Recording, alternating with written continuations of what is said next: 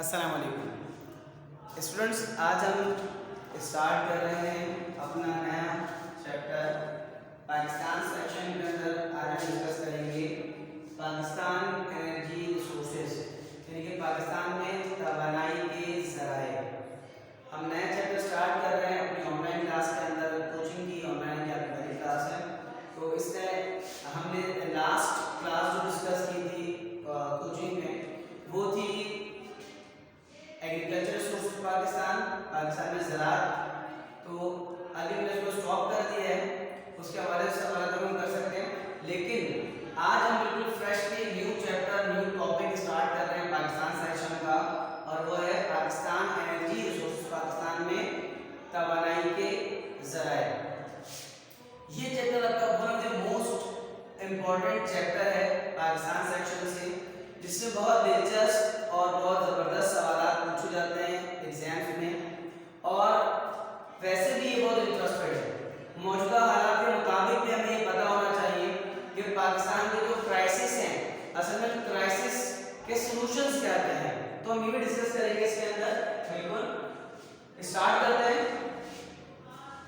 पाकिस्तान है a total installed power generation capacity of almost 21,000 megawatt in 2012। 2012 में पाकिस्तान की जो कैपेसिटी थी, installed power generation capacity almost 21,000 megawatt थी। हाउएवर डिपेंडेबल और derated capacity in the range of 14,000 to 16,000 gigawatt during the year due to variety of factors, where demand for electricity is increasing at an average annual rate of 8%। अच्छा, इसमें क्या कह रहे हैं? कह रहे हैं डिपेंडेबल और derated capacity in the range, Pakistan के पास 14,000 to 16,000 गीगावाट बिजली प्रोड्यूस करने की सलाहियत है, प्रोड्यूस करने की सलाहियत है due to variety of factors, मुख्तलिफ अवामिल जिनसे हम बिजली बना सकते हैं। हमें मशीनरी चलाने के लिए, हमें तमाम चीज़ें चलाने के लिए, अपने घर के appliances, industry, each and everything के लिए जो एनर्जी की ज़रूरत है, क्या वो एक ही तरीके से हासिल की जा सकती है?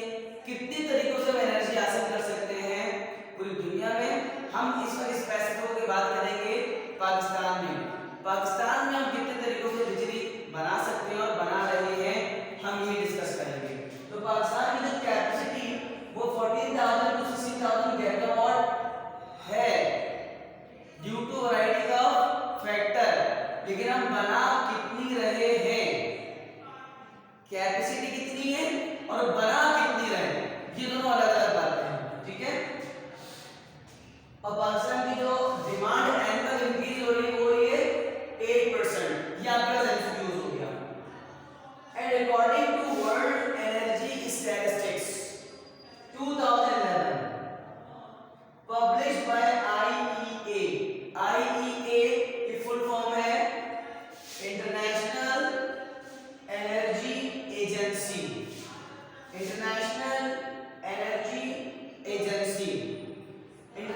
एनर्जी एजेंसी के मुताबिक जो उसने पब्लिश किया 2011 के शुमारियात के मुताबिक, तो पूरी दुनिया के मुख्तलिफ ऑर्गेनाइजेशंस, मुख्तलिफ जो है वो एसोसिएशंस, एजेंसीज बनी हुई हैं जो विद इन द कंट्री, अगर हम पाकिस्तान की बात करें तो रिकमेंडेशन गवर्नमेंट ऑफ पाकिस्तान की जानिब से होगी। अगर हम बात करते हैं स्टैटिस्टिकल ब्यूरो ऑफ पाकिस्तान की, अगर हम बात करते हैं इकोनॉमिक सर्वे ऑफ पाकिस्तान की, तो ये पाकिस्तान के इदारे हैं जो हो सकता है पाकिस्तान की गुड फेथ के लिए कुछ इजाफा बता दें, अच्छा बताएं, लेकिन इंटरनेशनल इदारे जो पूरी दुनिया को मॉनिटर कर रहे होते हैं, पूरी दुनिया की एक्चुअल फिगर बता रहे होते हैं, उसमें एनर्जी को बताने के लिए किसी मुल्क में एनर्जी प्रोड्यूस करने की कितनी सलाहियत है, वो कितने तरीकों से एनर्जी प्रोड्यूस कर सकता है मुल्क,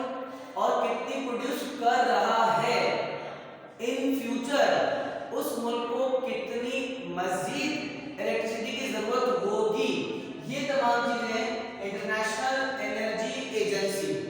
करती है, बताती है। Pakistan per capita electricity consumption is 1/6 of the world average. 1/6 दुनिया के मुकाबले में 1/6 पाकिस्तान का रेशो है, यानी पाकिस्तान में हर 6 में से एक बंदे को बिजली मिलती है, बाकी 5 को बिजली नहीं मिलती। इतनी ज्यादा पाकिस्तान में जो है वो शॉर्टफॉल है हमारे पास एनर्जी का। तो इस क्राइसिस को, इस एनर्जी के क्राइसिस को, बिजली के क्राइसिस को हम कैसे दूर कर सकते हैं, आइए स्टूडेंट हम इसको डिस्कस करते हैं। पहले world average per capita electricity consumption is 2730 kilowatt. दुनिया में जो पर कैपिटा एनर्जी है, रिसोर्स, वो 2730। ये पर कैपिटा क्या होता है? दरअसल पर कैपिटा से मुराद ये है total energy divided by total population. तो एक शख्स कितनी एनर्जी सालाना यूज कर रहा है, कितनी बिजली सालाना यूज कर रहा है, वो दुनिया में 2730 किलोवाट, जबकि पाकिस्तान में ये है सिर्फ 451 किलोवाट। तो आप ये देख सकते हैं कि दुनिया में जो स्टैंडर्ड है 2730 किलोवाट एक शख्स सालाना एनर्जी यूज करता है, कंज्यूम करता है, यानी कि इस्तेमाल करता है, जबकि पाकिस्तान में 451 किलोवाट जो है बमुश्किल बिजली एक शख्स को मिलती है। अच्छा, ये तो एवरेज की बात कर रहे हैं। एवरेज का मतलब ये हो गया कि जनाब पाकिस्तान में रहने वाले, डिफेंस में रहने वाले, कराची के, लाहौर के, मुल्तान के, इस्लामाबाद के जो बड़े एरिया है, पोश एरिया है, जहाँ पे एसी स्प्लिट्स बंद ही नहीं होते, इंडस्ट्रियल एरिया है, उन सब को आपने इसमें ऐड कर लिया है और डिवाइडेड बाय टोटल पॉपुलेशन। तो ये बहुत टू मच जनरलाइज फार्मूला होता है, खैर हम इसको लॉक कर रहे हैं। इंटरनेशनल एजेंसी के मुताबिक पाकिस्तान का पर कैपिटा जो कंजम्पशन है एनर्जी की वो है 451 kilowatt. International energy Agency has forecast, ये उन्होंने प्रेडिक्शन दी है, एक मुस्तकबिल का बताया, that total electric demand of the country will be 49,078 megawatt in 2025। कि पाकिस्तान की 2025 में जो डिमांड होगी इलेक्ट्रिसिटी कंजम्पशन की वो होगी 49,078 मेगावाट। आप इसको याद रखने के लिए क्या करें, आप इसको 50,000 अप्रोक्सीमेटली कर लें, ठीक है, ताकि आपको याद रहेगा कि पाकिस्तान की जो टोटल डिमांड होगी कब 2025 तक कितनी है, कितनी होगी 50,000 मेगावाट। किसके मुताबिक? इंटरनेशनल एनर्जी एजेंसी के सर्वे के फोरकास्ट के मुताबिक पाकिस्तान की 2025 में जो डिमांड होगी वो होगी 50,000 मेगावाट, ठीक है, ओके। यहाँ पर मौजूदा आपके सामने जो हमने तस्वीर लगाई हुई है, और there are many different sources of renewable energy, these sources are listed below. जैसे हमें दो पिक्स लगाई renewable energy sources and non renewable की, और ये हमारे पास पानी, बारिश, पत्ते, सूरज की रोशनी, वोल्केनोस, और फिर हमारे पास बायोमास, सोलर, वाटर, विंड। ये क्या है, इसको हम डिस्कस करते हैं। नेक्स्ट स्लाइड पर चलते हैं। व्हाट आर नेचुरल रिसोर्सेज, ये अहम सवाल है आपके पास। कुदरती वसाइल से क्या मुराद है? Resources that occurs in our nature are known as natural resources। वो तमाम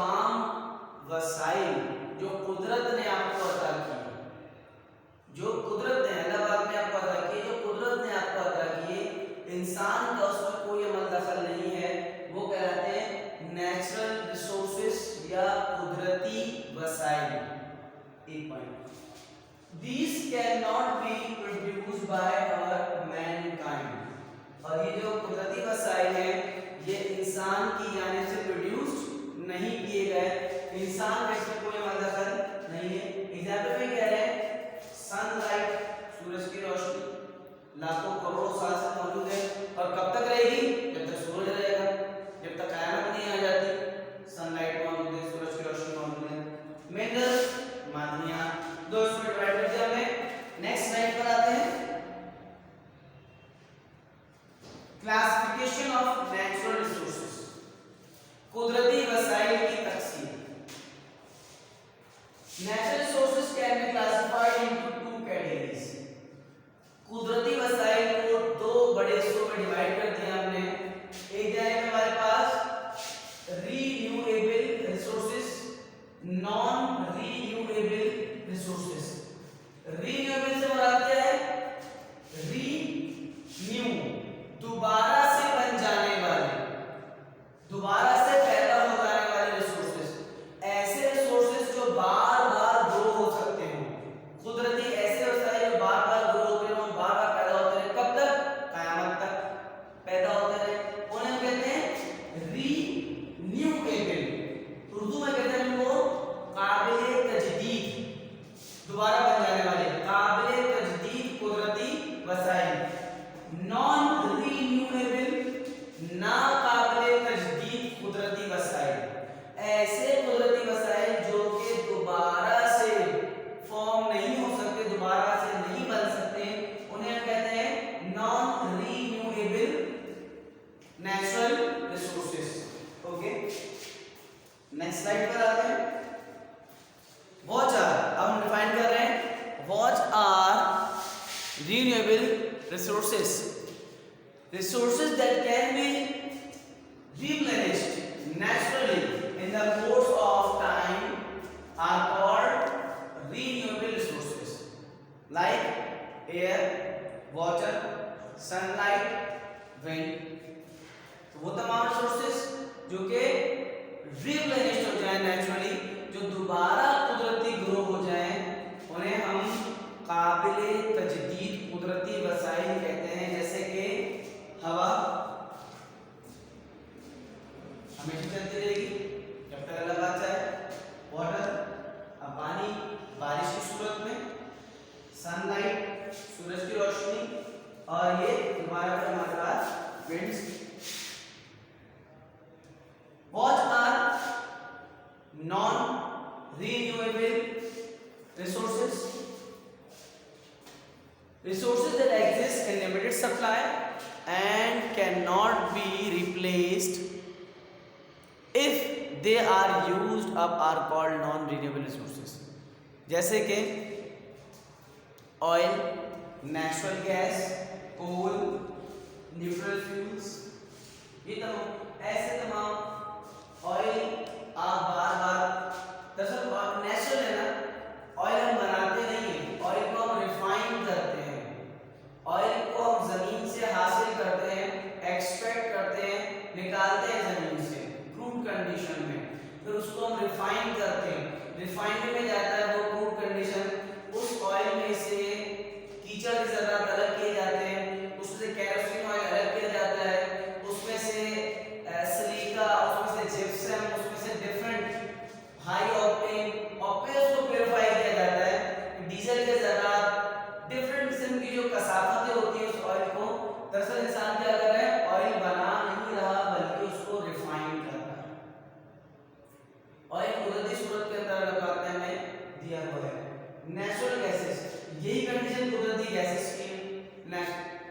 तो कुदरती गैस के अंदर जब जमीन से कुदरती गैस हासिल होती है, उसमें डिफरेंट मल्टीपल गैसेस मौजूद होती हैं और इंसान उसको भी सेपरेट कर रहा होता है अपने मतलब की गैस को, मीथेन को, इथेन को, प्रोपेन को, इन तमाम गैसेस को हम जानते हैं एयर, हवा। इस हवा के अंदर भी air is the compound of natural gases. हवा हमारी जो है वो कुदरती गैसेस का एक मुरक्कब है। इसी हवा के अंदर से ऑक्सीजन की मिकदार कम हो जाए तो इंसान के लिए प्रॉब्लम हो जाती है। इसी हवा के अंदर ऑक्सीजन की मिकदार अच्छी हो तो इंसान के लिए बहुत अच्छा फील होता है, उसकी सेहत के लिए अच्छा हो जाता है। कोल न्यूक्लियर फ्यूल्स। चेक करते हैं नेक्स्ट स्लाइड पर, ये आ गया हमारे पास रीन्यूएबल एनर्जी रिसोर्सेज। कौन कौन से हैं जो बार बार बन जाते हैं? पौधे, फसलें, हजारों लाखों साल से इंसान फसल ग्रो करता चला आ रहा है और ये बार बार ग्रो जाती है, फिर हर साल हम इसको कट करते हैं, फिर ग्रो करते हैं, फिर कट करते हैं, फिर ग्रो करते हैं। तो जितनी भी फसलें मौजूद हैं ये रीन्यूएबल हैं। क्या लगा आपने इनकी तख्लीक का आंसर इनके अंदर से कर दिया। नन्हा सा बीज होता है, वो दोबारा पूरा पौधा बन जाता है, फिर बीज होता है, फिर पौधा बन जाता है। तो एक सर्कल चलता रहेगा। सूरज की रोशनी, सोलर सिस्टम, बारिशें का आने वाला असर होगा, बारिशें, उसका हवा, ये आ गया वापस हवा, विंड एनर्जी, हवाओं के जरिए जो एनर्जी आप हासिल कर रहे हैं, वॉल्केनिक एनर्जी, ये हो गए रीन्यूएबल, जो कि हमेशा दोबारा बन जाते हैं, बार बार, अगेन अगेन। ये आ गए नॉन रीन्यूएबल, नेचुरल गैस, कोल या स्टीम से चलने वाला इंजन, पेट्रोल या डीजल या केरोसिन ऑयल, हाई ऑक्टेन, जितने भी रिसर्च के जो ऑयल मौजूद है तमाम इस कैटेगरी में हमने एंटर कर दिए।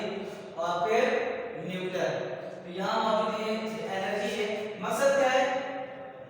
एनर्जी हासिल करना, बिजली हासिल करना। कितने तरीकों से इसको बना सकते हैं? हमने कहा 2 तरीके मेन मौजूद हैं। नंबर 1, एक वो जो बार बार ग्रो करते हैं, renewable energy resources and non renewable. ये आपके एग्जाम में सवाल पूछा गया है, differentiate between renewable energy resources and non renewable energy resources.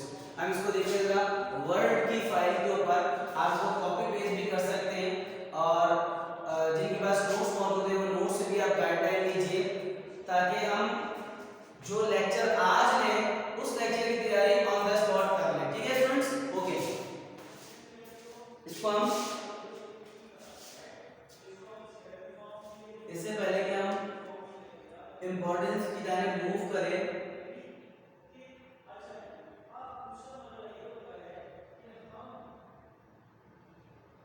ये देखिए,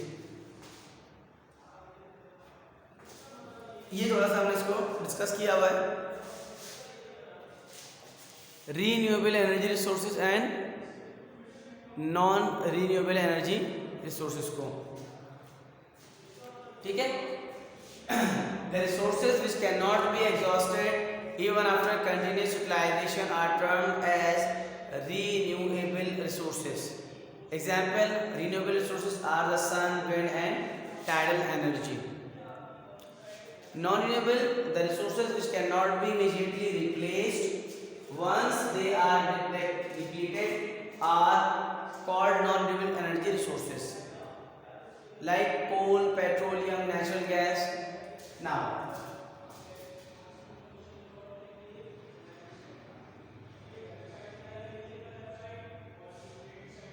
difference between renewable and non-renewable resources. Student आप चाहें तो इसको साथ साथ कॉपी भी कर सकते हैं, क्योंकि ये क्वेश्चन जो है वो नोट्स में मौजूद नहीं है। ठीक है?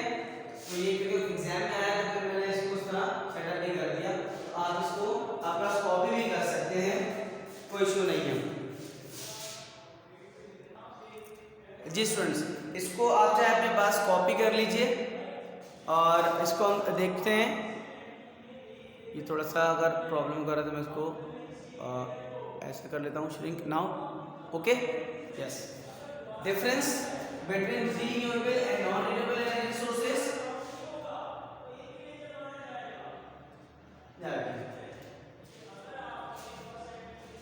Renewable resources, non renewable resources. Depletion यानी कि दोबारा से ग्रो कर जाना। डिप्लेशन मींस दोबारा से ग्रो कर जाना। ठीक है? बार बार ग्रो करना, काबिले तजदीद।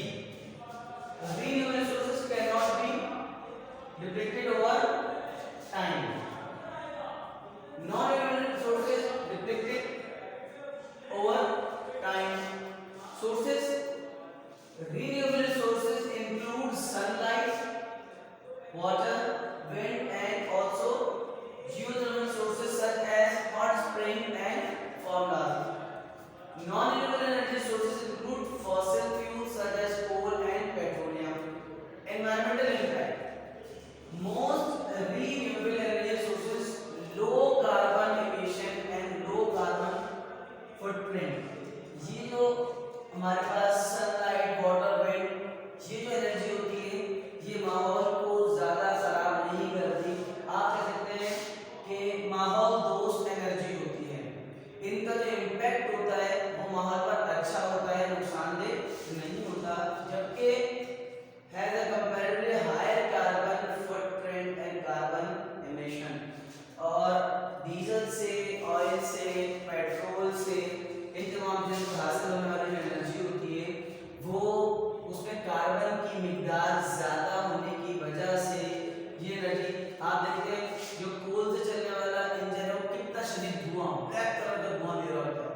पेट्रोल से जो गाड़ियाँ चल रही हैं वो, जबकि जो हाइब्रिड गाड़ी है वो इतना धुआं नहीं दे रही। जो डीजल पे चलने वाली गाड़ियाँ हैं वो बहुत ज़्यादा कार्बन डाइऑक्साइड दे देती हैं, जो कि हमारे एनवायरनमेंट के लिए खतरनाक है और खराब है। Cost. The upfront cost of the renewable energy sources is high.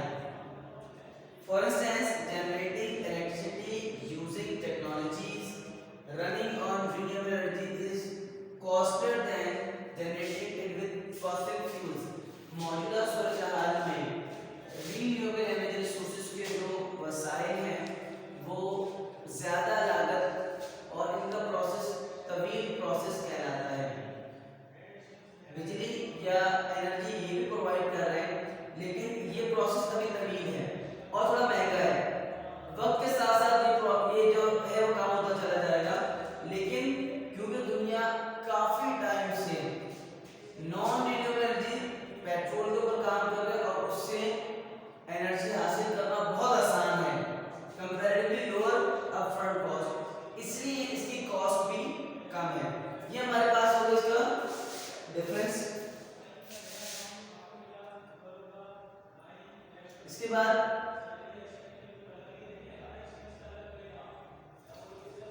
Infrastructure requirement. Infrastructure for harvesting renewable energy is prohibitively expensive and not easily accessible in most countries. जबकि cost effective and accessible infrastructure is available for non renewable energy across most countries. Area requirement requires a large land offshore sea, especially for wind farms and solar farms. Comparatively lower area requirement.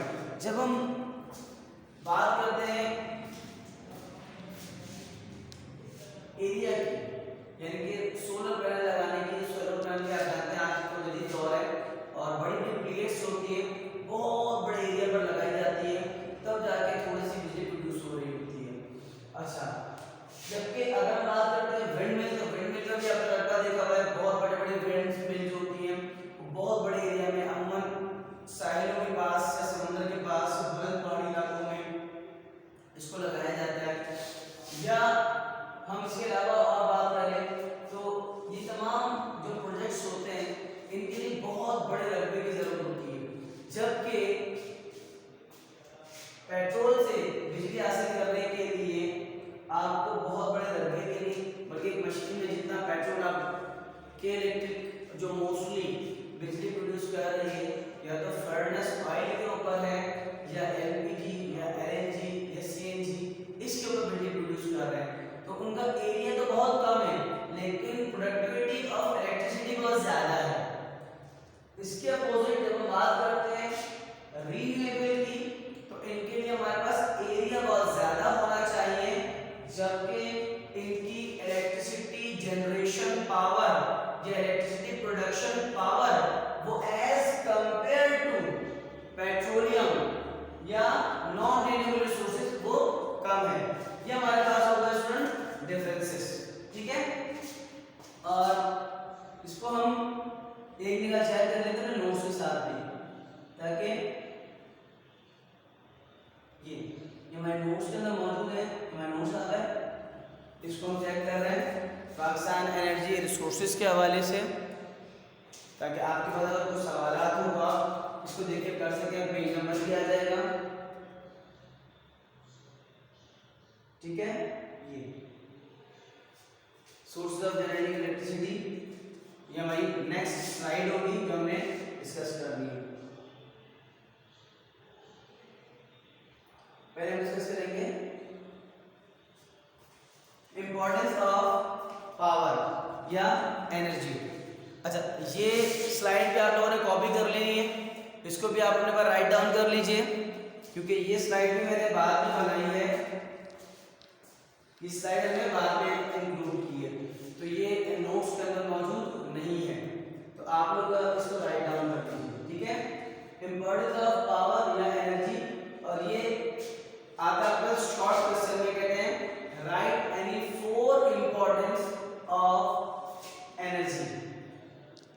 Topic इतना वसी है कि इसके ऊपर पूरी किताब लिखी जा सकती है, लेकिन मैं क्लास में आपको हमेशा समझाता रहा हूँ कि कमर्शियल ज्योग्राफिया के अंदर आपका जो सिलेबस और बोर्ड पैटर्न है शॉर्ट एंड डिटेल का, तो शॉर्ट के अंदर अमूमन आपने देखा कि राइट एनी 4, तो राइट एनी 4, 3, 6 जितने पॉइंट्स एग्जामिनर हमसे रिक्वायर्ड करना चाहता है, हमने उतने ही पॉइंट जो है वो प्रोवाइड कर रहे हैं।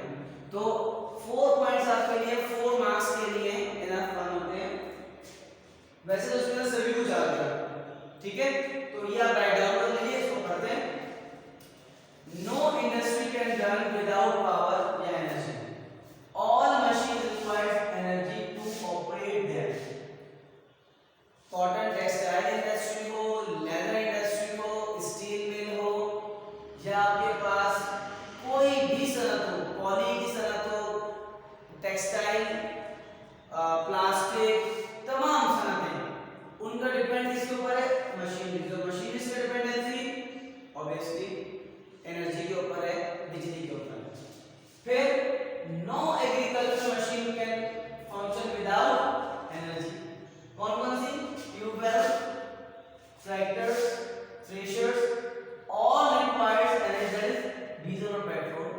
तो डीजल और पेट्रोल का एक फॉर्म और भी है कि दरअसल वो गाड़ी को, ट्रैक्टर को, थ्रेशर को, सीडर को, ट्यूबवेल को एनर्जी तो प्रोवाइड कर रहे हैं। इसलिए बात आ गई, हमारे पास दूसरा पॉइंट आ गया, एग्रीकल्चर की जो डिपेंडेंसी है, जदीद एग्रीकल्चर की तमाम डिपेंडेंसी एनर्जी पर है। और एनर्जी की डिपेंडेंसी यहाँ मौजूद है किस पर? पेट्रोल, डीजल, या जो भी आप फैक्टर्स लेना चाहें। ऑल टाइप्स ऑफ ट्रांसपोर्टेशन, मौजूदा दौर पे रीढ़ की हड्डी, ज़राए आमदरफ्त के ज़राए नक़्ल व हमल कहलाता है ये, ठीक है, ज़राए नक़्ल व हमल, ज़राए आमदरफ्त, ट्रांसपोर्टेशन एंड कम्युनिकेशन। जिस वक्त हमारे पास कम्युनिकेशन चल रही है, हम यहाँ लेक्चर दे रहे हैं, आप सुन रहे हैं, फोन कॉल्स, टेलीविजन, सिनेमा, तमाम चीजें, mobile phones, all known as communication needs energy like petrol और different types of batteries. Even आपके मोबाइल के अंदर जो बैटरी मौजूद है उससे भी तो हम चार्ज करते हैं, ठीक है। आपके पास जो सिग्नल्स मोबाइल में आ रहे हैं, ये भी तो इलेक्ट्रिसिटी की बदौलत ही आ रहे हैं। तो जितनी भी ट्रांसपोर्टेशन है वो आप बाइक से लेकर कार, जहाज, शिप्स, या कम्युनिकेशन मोबाइल से लेकर all types of communication depend upon energy. Home appliances, हमारी घरेलू जिंदगी, सच एज इलेक्ट्रिक बल्ब्स, इंसान के अजीम इजाद bulb, television, fridge, microwave oven, juicer machines,